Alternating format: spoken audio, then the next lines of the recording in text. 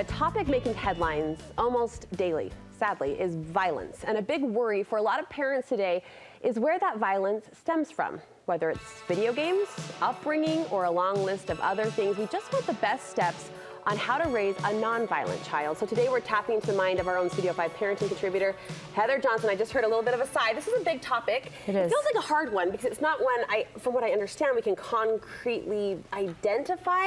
As we look at violence as a whole, it can stem from many factors. Is the research, the parenting research, pointing at anything in particular? Not in particular. And that's really hard, right? We like the things that there's a cause and an effect. And so we stop doing this thing, and so the byproduct stops also. We don't have that in this case, right? We've seen violence come from kids who are raised in a home where there is lots of love and plenty of the attention that we're actually going to talk about today, and still find that path. So violence is coming from all sorts of places: environmental, biological, physiological, you know, in our minds, all of these different spaces. Here's something we do know. Those factors are all perpetuated by a couple things. Anytime we feel shame, anytime we feel really vulnerable, and anytime we're in a space where we feel humiliated.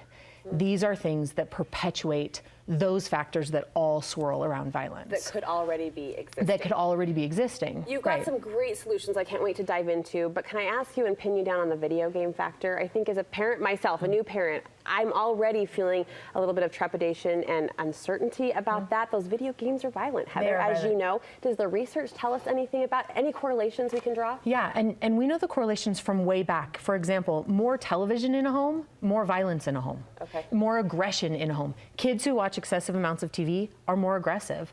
And so if we know that research from literally 30 plus years ago when TV was just starting to be so influential, then you can only imagine that the research continues to support the exact same thing.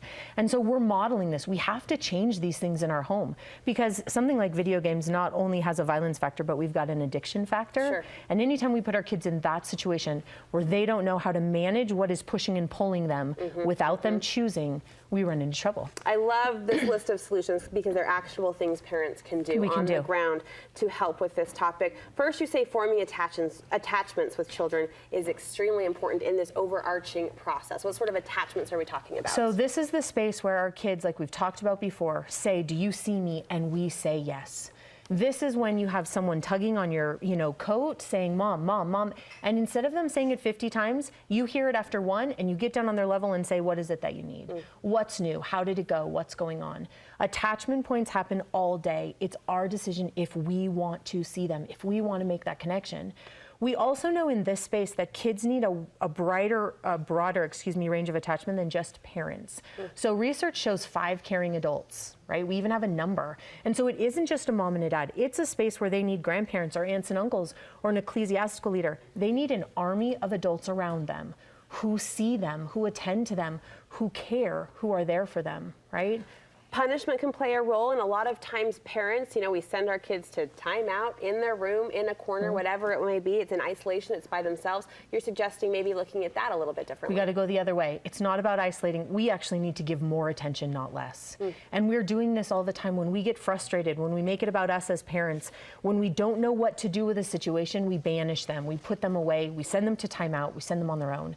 But again, when we have kids who are institutions who are dealing with violent behavior and violent thoughts, the worst thing that can be done to them is to put them in isolation. We need to reel them in. When it's hard, we need to get them closer. When they don't feel understood, we need to understand them more. So we are looking to provide more attention, not less. I have a friend who always quotes, I think her mom, something to the effect of, children need more love when they deserve it the least. It's something to that exactly effect. right. And we only have a hard time offering it because, again, we make it about us, right? I've been disrespected. You didn't listen to me. I told you to do this and you didn't follow.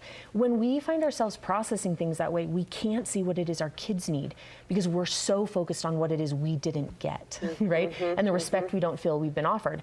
And so all of these points today, we want to make sure when we're dealing with, humiliation and shame and vulnerability, we should be looking for ways to offer the opposite. That is truly what combats all of this. There has to be more caring, more feeling, more understanding.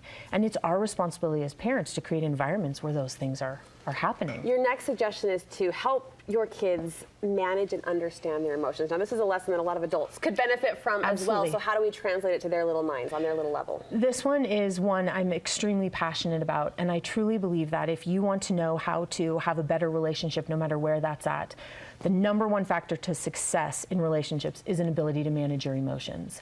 And so the first thing we do here to teach them is we have to manage our emotions.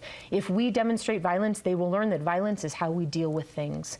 Feelings, thoughts, situations. So we have to be really cautious. If yelling is how we deal with things, there's a sense of violence to yelling. And so we're teaching them wrong patterns.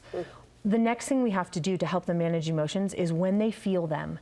It isn't telling them you can't feel. It's saying, when you feel, what do we do with that? When these feelings are present, it's helping them see that they're accountable for what they put back in all the spaces they reside in between any relationship, on a playground, in a schoolroom. You're responsible for that. And so it's okay to feel all the things you need to feel, but you're responsible for how you process and what you give as a result of those feelings. That's and huge. It's huge. I love that. I love that.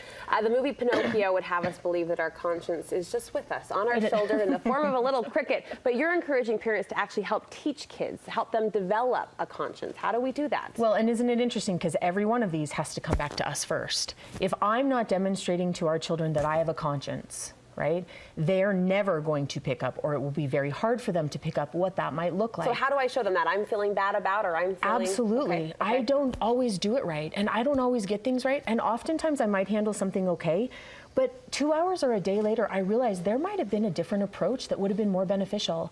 It's recognizing missteps. It's being willing to offer up an apology, or a, hey, listen, I've been thinking, maybe we should go this path. Right? It's recognizing that they are people and that I have a conscience about them. And I feel bad when I don't do it right, and I feel hurt when they hurt, and demonstrating that. That comes through words and actions for them. In pursuit of a nonviolent child or nonviolent household, what role does self-esteem play in all of that? Self-esteem is the space where we all need to feel like we belong. We need an identity. We need to feel accepted somewhere. And so we need to help our children find where they belong. Find where they're accepted, find who will reel them in and take them just as they are. And so as parents, we need to help them find all the avenues where there's a group or there's a situation that reels them in, that lets them come and offer and accepts whatever they offer. And again, this is our responsibility. Now with this comes a space where we have to leave vanity out. We're very quick sometimes as parents to offer vanity applause, vanity compliments. Like what? Like things focused more on looks instead of abilities. Okay. Or spaces where they didn't do so well, but it's, oh, that doesn't matter, you're awesome anyway. Instead of helping them see where they could potentially be awesome, or also where they might need to make some changes in order to become who they want to be. So vanity praise won't get our kids anywhere. Help them find out where they belong. Help them feel comfortable there, and then teach them what to do in those spaces. But we got to help them find it. I love this so much, Heather. I love that it's actionable despite the lack of research that's out there under this topic, and things we can do today in our home to turn this around. Thank you. Thank you so much. Heather has a private practice. We'll put her contact information for you on our website. If you need individual advice or help, you can link over with her there. Thanks again, my friend.